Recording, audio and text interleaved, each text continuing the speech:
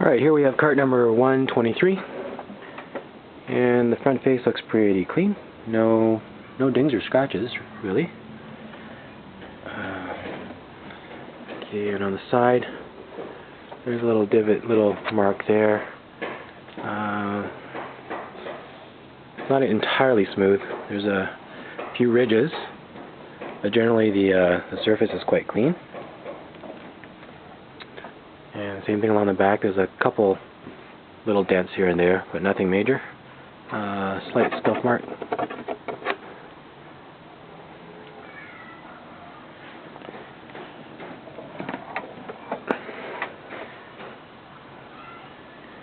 And over here there's a slight indentation on the side.